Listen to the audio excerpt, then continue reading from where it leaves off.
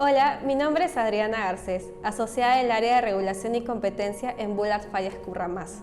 Bienvenidos a la primera edición de What's New On Libre Competencia de WOLA. Hoy comentaremos la modificación al Código Penal para fomentar la libre competencia y combatir los cárteles en el país, como el tristemente famoso cártel del papel higiénico que angustió a los peruanos cuando querían ir al baño. Esta ley representa un hito muy positivo en materia de libre competencia en el Perú, ya que busca enmendar una serie de vacíos e inconsistencias que estuvieron presentes en la normativa durante muchos años. El artículo 232 sancionaba con una pena de cárcel de entre 2 y 6 años a aquellos que abusaran de su posición monopólica u oligopólica en el mercado o incurrieran en acuerdos restrictivos de la competencia.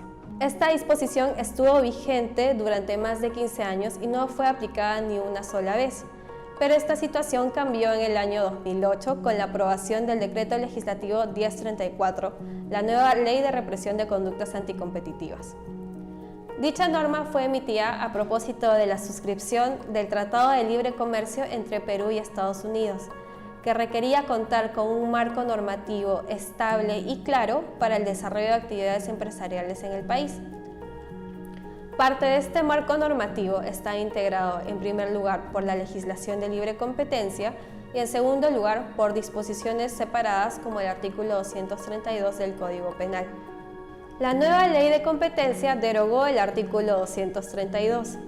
Y la justificación que se dio fue que la experiencia práctica del Indecopi había demostrado que la vía administrativa resultaba mucho más eficiente que la vía penal para poder prohibir y sancionar las conductas anticompetitivas. Sin perjuicio de esto, un análisis más profundo del artículo nos permite identificar dos conflictos adicionales entre este y la nueva ley de competencia.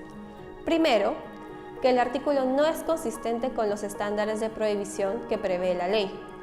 Estos estándares de prohibición son el estándar de prohibición absoluta y el estándar de prohibición relativa.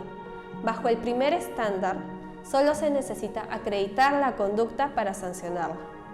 Sin embargo, en el estándar de prohibición relativa, además de acreditar la conducta, se requiere acreditar que ésta tuvo o pudo haber tenido efectos negativos en el mercado y que además carece de cualquier tipo de justificación objetiva.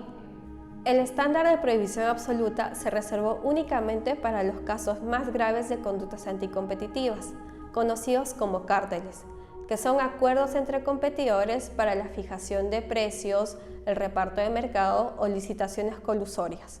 Por otra parte, el estándar de prohibición relativa solo se aplica a prácticas de abuso de posición de dominio o restricciones verticales o también a acuerdos distintos al cártel. El artículo 232 del Código Penal no hacía esta distinción entre estándares.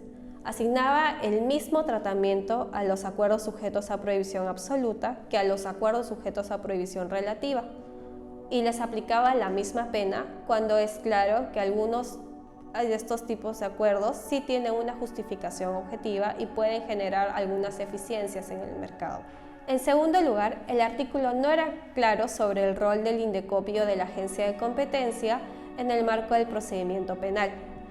Si bien la tipificación hacía referencia a una infracción a la ley de la materia, no era claro si es que se debía contar con una resolución firme en sede administrativa para dar inicio al procedimiento penal.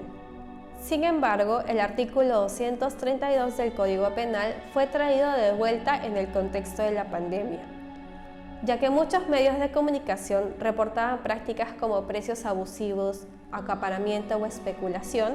El Congreso optó por reintroducir el artículo 232 al Código Penal, esta vez retirando la referencia a que se debía contar con una infracción a la ley de la materia y aumentando la incertidumbre acerca del rol de la agencia de competencia en el procedimiento penal.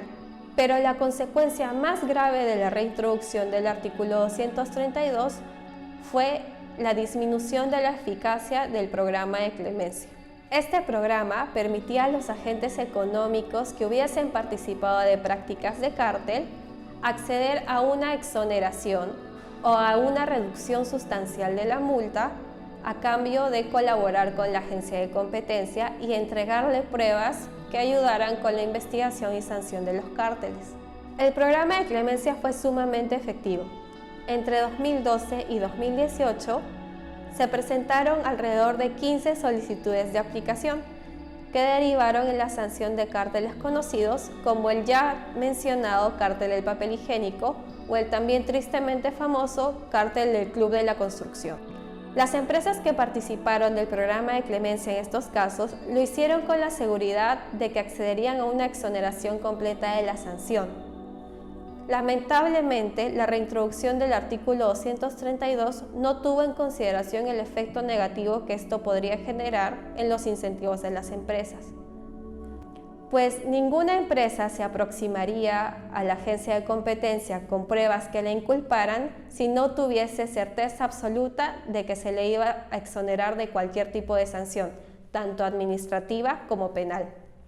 Lo anterior tuvo como consecuencia que del número de 15 solicitudes de aplicación al programa de clemencia entre 2012 y 2018 pasáramos a 0 solicitudes entre 2020 y 2021.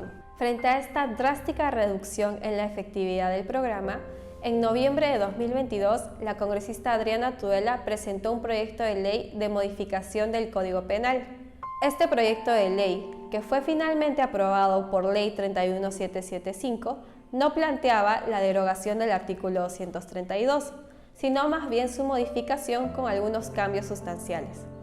Primero, se reserva la pena de cárcel solamente para los acuerdos sujetos a prohibición absoluta, en concordancia con las disposiciones de la Ley de Competencia. Segundo, se exime de responsabilidad penal a aquellos que hayan accedido a una exoneración en sede administrativa producto de una aplicación del programa de clemencia, y así garantizando su efectividad.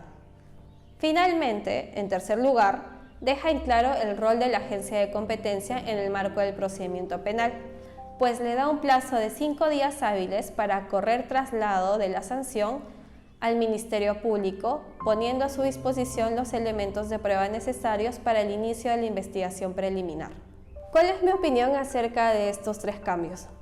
Considero que la suma de estas 3 modificaciones es muy positiva para la normativa de libre competencia peruana, pues deja en claro el rol del programa de clemencia en la detección y sanción de cárteles. Y espero que a futuro esto resulte en una aplicación, en más aplicaciones al programa de clemencia, así como una colaboración más estrecha entre las agencias de competencia y los órganos judiciales. Espero que este video les haya servido de mucha ayuda para poder entender un poco más del régimen de libre competencia en el Perú. Muchas gracias.